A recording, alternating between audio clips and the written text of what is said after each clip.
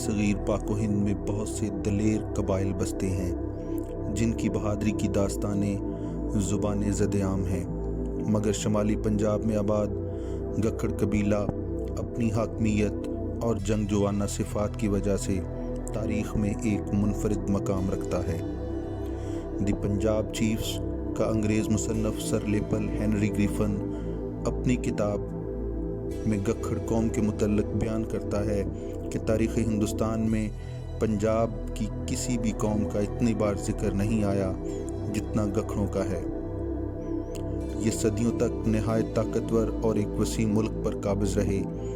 یہ خطۂ پٹوہار پر مستقل حکمران رہے، جبکہ مختلف ادوار میں کشمیر، اٹک، علاقہ پکھل کے علاوہ میاں والی، خوشاب اور گکھڑ منڈی گوجرانوالہ تک کے علاقوں پر حکومت کرتے رہے۔ ان کی طاقت کی اصل وجہ ان کا باہمی اتفاق تھا۔ یہ آپس میں کسی ایک کو اپنا سرکردہ مان لیا کرتے تھے اور اسی کی سربراہی میں یہ دشمن کے خلاف صف آرا ہوتے تھے۔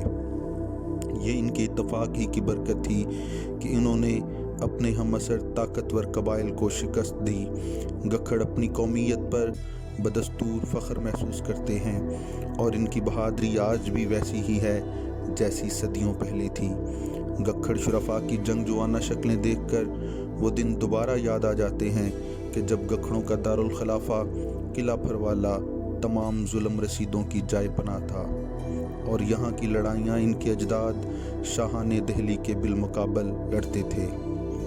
قلعہ پھروالہ گکھڑ قبیلہ کے مورث اعلیٰ گکھڑ شاہ نے 1005 عیسوی میں بنوایا۔ یہ بر صغیر میں مسلمانوں کا پہلا قلعہ تھا۔ اس قلعے میں سلطان محمود غزنوی، ظہیر الدین بابر اور احمد شاہ ابدالی نے قیام کیا۔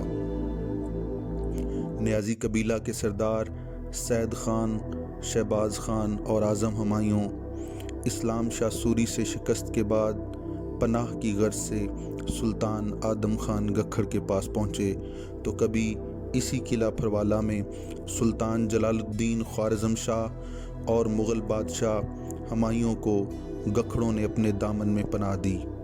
مشہور سیاح البیرونی کے علاوہ قطب شاہ اور عظیم روحانی ہستی داتا علی حجویری رحمۃ اللہ تعالیٰ علیہ اور خواجہ معین الدین چشتی اجمیری رحمۃ اللہ تعالیٰ علیہ نے یہاں پر قدم رکھا اور گکھڑوں کو مہمان نوازی کا شرف بخشا۔ یہ قلعہ 1980 تک ذاتی ملکیت تھا، جسے قبیلے کے ساتھ مشاورت کے بعد کرنل سلطان ظہور اختر صاحب نے آثار قدیمہ کے حوالے کر دیا۔ گکھڑ قوم کی ابتدا کے متعلق مختلف مصنفین کی مختلف آراء ہیں، مگر گکھڑوں کی تاریخ کی سب سے مستند کتاب کہ گوہر نامہ میں گکھڑوں کی ابتدا کے حوالے سے ٹھوس شواہد موجود ہیں۔ کہ گوہر نامہ اردو کے مؤلف و مترجم کرنل سلطان ظہور اختر لکھتے ہیں کہ یہ خاندان وسط ایشیائی جنگجو ہیں جو 10,000 سال قبل از مسیح میں آریائی زبان بولنے والی اقوام کے ساتھ ترکی پہنچے۔ وہاں سے زلزلوں کے باعث 8,000 سال قبل از مسیح میں کردستان پہنچے۔ یہاں کئی نسلیں رہنے کے بعد 6,500 قبل از مسیح میں یہ لوگ ایران میں وارد ہوئے اور پھر انہوں نے ایران پر قبضہ کر کے شاہی ہخامنشی خاندان کی بنیاد رکھی۔ انہی حکمرانوں جن کے نام کی سے شروع ہوتے تھے، جیسا کہ کیقباد، کیقوس، کیخسرو، کیدراج اور کیگوہر کی اولاد کیانی کہلوائی۔ گکھڑوں کا خاندان چونکہ کیگوہر کی اولاد سے ہے، اس لیے یہ بھی کیانی کہلواتے ہیں۔ یہ لوگ مختلف ادوار میں بر صغیر آئے۔ سب سے پہلے فریدون کے عہد میں سام بن نریمان کے ساتھ شمالی ہند کے علاقے فتح کر کے ان میں سے کچھ لوگ یہیں ہندوستان میں رک گئے۔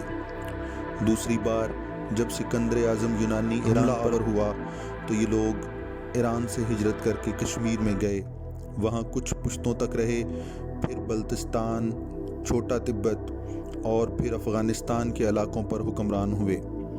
افغانستان سے یہ لوگ سلطان محمود غزنوی کے ہمراہ سن 1002 میں پٹوہار آئے۔ اس علاقے پر 8 صدیوں تک حکومت کی۔ ان کی شجاعت، وجاہت اور پٹوہار پر حکومت تاریخ کا انمٹ حصہ ہے۔ تاریخ گواہ ہے کہ ان سے ٹکر لینے والوں کو آخرکار ناکامی کا سامنا کرنا پڑا۔ بہت سو کو تو گکھڑوں نے نشان عبرت بنا دیا۔ شہاب الدین غوری کی کوٹ دھمیک کے مقام پر ہلاکت اس بات کا واضح ثبوت ہے کہ گکھڑ دوستی اور دشمنی دونوں کی کسوٹی پر ہمیشہ کھرے اترے۔ مغلوں سے دوستی اور بھائی چارے کی جب بات آئی تو سلطان سارنگ خان گکھڑ نے شیر شاہ سوری کی پیشکش کو یہ کہہ کر ٹھکرا دیا کہ گکھڑ اپنے دوستوں سے کبھی بھی بدعہدی نہیں کرتے۔ نہ تو دنیاوی لالچ سلطان سارنگ خان گکھڑ کو جھکا سکا اور نہ شیر شاہ سوری کی دھمکیوں کی سلطان سارنگ خان نے کوئی پرواہ کی۔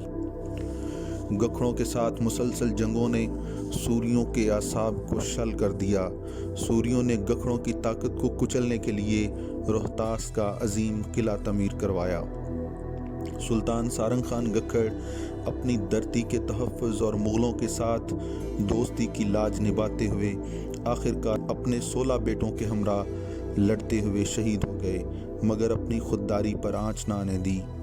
چڑھ کے سنا کی نوک پر وعدہ نبھا گئے، سپوت گکھڑوں کے اپنی انا بچا گئے۔ سلطان سارنگ خان گکھڑ کے بعد اس کا چھوٹا بھائی سلطان آدم خان گکھڑ گکھڑوں کا بادشاہ بنا تو اسلام شاہ سوری نے اپنے سالے ممارا خان غوری کو 1 لاکھ سوار، پیادہ اور دیگر سامان حرب اور ہاتھی دے کر گکھڑوں پر چڑھائی کے لیے روانہ کیا۔ روات کے نزدیک دوداری کے مقام پر جنگ ہوئی۔ ممارا خان غوری کو سلطان آدم خان گکھڑ کے ہاتھوں شکست کا سامنا کرنا پڑا۔ ممارا خان زندہ گرفتار ہوا۔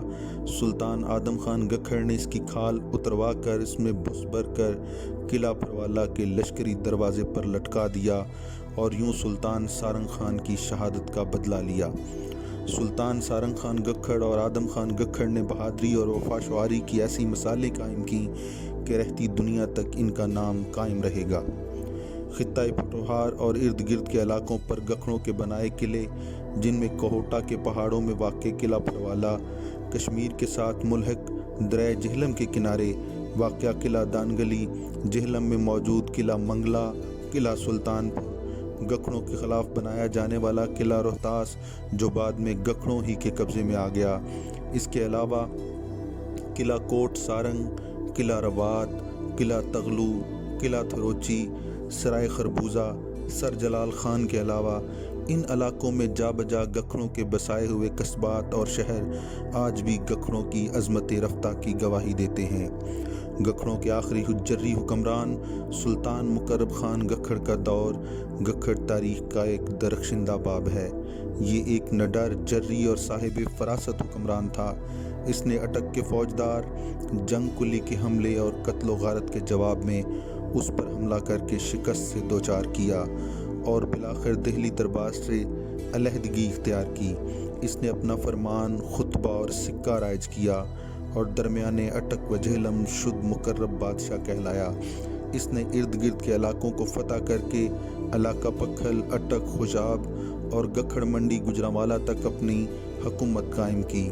جب مرہٹوں کی بڑھتی ہوئی طاقت نے ہند کے مسلمانوں کو قتل و غارت کا نشانہ بنایا تو شاہ ولی اللہ محدث دہلوی کے اشارے پر سلطان مقرب خان نے احمد شاہ ابدالی کو ہندوستان پر حملے کی دعوت دی۔ اس جنگ میں سلطان مقرب خان احمد شاہ ابدالی کے ہمراہ شریک ہوا، جہاں مسلمان افواج نے 1 لاکھ مرہٹا فوج کا قلعہ کما کیا۔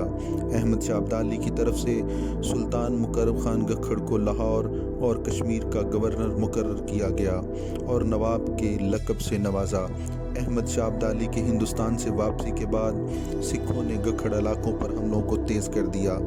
معمولی مفادات کی خاطر کچھ لوگ سکھوں سے جا ملے اور آخرکار گکھڑ قبیلے کا یہ شیر سکھوں کے ساتھ جنگ میں اپنوں کی بے وفائی کے سبب شہید ہو گیا اور یوں 8 صدیوں تک قائم رہنے والی گکھڑ حکومت کا خاتمہ ہو گیا۔ اس شکست کے بعد گکھڑ خاندان بری طرح پامال ہوا۔ ان کی سلطنت تباہ ہوئی، خزانہ لوٹ لیا گیا، قلعوں اور شہروں کو سکھوں نے تباہ کر کے رکھ دیا، گکھڑوں کا قتل عام ہوا، اس قدر تباہی ہوئی جو بیان سے باہر ہے۔ بالآخر انگریز دور حکومت میں اس قبیلے سے ان لوگوں کو جنہوں نے سکھوں کے خلاف انگریزوں کی مدد کی، ان خاندانوں کو انعامات اور مراعات سے نوازا گیا۔ موجودہ دور میں گکھڑ شخصیات کی اگر بات کی جائے تو تعلیم، سیاست، کاروبار کے علاوہ افواج پاکستان، پولیس، عدلیہ، صحافت، میڈیکل، انفارمیشن ٹیکنالوجی اور بیوروکریسی میں گکھڑوں کی ایک بڑی تعداد نمایاں مقام پر ملک اور قوم کی خدمت میں مصروف عمل ہے۔ جلد گکھڑ شخصیات پر ایک مکمل ڈاکومنٹری دیکھنے اور سننے والوں کے لیے پیش کی جائے گی۔